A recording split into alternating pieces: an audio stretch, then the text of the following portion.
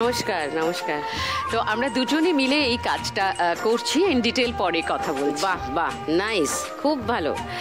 রত্নার কাছে আসি। নমস্কার। নমস্কার দিদি, আমি রত্না দেবিশ্বাস, আমি চুচুড়া থেকে এসেছি। তো আমি একজন সঙ্গীত শিল্পী এবং মিউজিক থেরাপিস্ট আমি একজন। আচ্ছা, আমার উদ্দেশ্য হচ্ছে সঙ্গীতের মাধ্যমে মানুষকে সুস্থ রাখা বা সুস্থ জীবনে ফিরিয়ে দেওয়া। এরই মাধ্যমে আলিপুর সেন্ট্রাল জেলে কয়েদিদের মিউজিক থেরাপিস্ট হিসেবে 5 বছর কাজ করেছি এবং সেখানের অনেক অভিজ্ঞতা আপনাদের সাথে পরে শেয়ার করছি সব। এবার ডক্টর কৃষ্ণকলি। নমস্কার টুম্পাদি, আমি ডক্টর কৃষ্ণকলি তিথিকা, আমি নাকতলা থেকে আসছি। আমি পেশায় মনোবিদ, আমি পছন্দ করি বলতে যে আমি মানসিক স্বাস্থ্যকর্মী।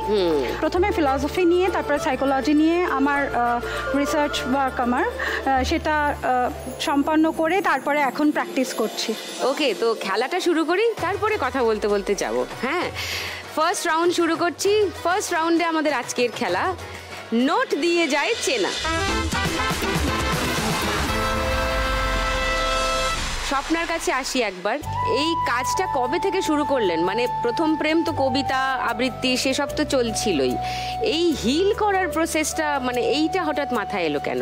আসলে আবৃত্তি করার জন্য বিভিন্ন সময়তে বিভিন্ন মঞ্চে আমাদের ডাক আসে। তো একবার একটি বেসরকারি হাসপাতাল তারা আমাকে তাদের ক্যান্সার ডে উপলক্ষে আমন্ত্রণ জানালেন এবং সেখানে গিয়ে দেখি যে ডাক্তারবাবুরা আছেন, নার্স দিদিরা আছেন এবং সামনে যারা বসে আছেন কেউ ক্যান্সার ওয়ারিয়ার, কেউ বা হুইল চেয়ারে করে এসেছেন, তারা হচ্ছেন আমার শ্রোতা দর্শক।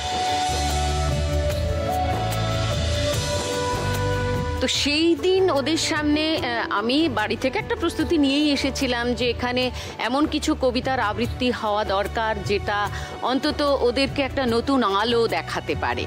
তো আমার আবৃত্তি শেষ হলো এবং তখনই আমি মনে মনে সিদ্ধান্ত নিয়েছিলাম যে আমরা সবাই জানি যে প্রথম বিশ্বযুদ্ধ এবং দ্বিতীয় বিশ্বযুদ্ধের সময় অনেক মানুষ যারা বেঁচে ফিরেছিলেন কিন্তু তারা মানসিকভাবে ভীষণ বিধ্বস্ত ছিলেন। তো তাদেরকে স্বাভাবিক জীবনে ফেরানোর জন্য মিউজিক থেরাপি দেওয়া হচ্ছিল।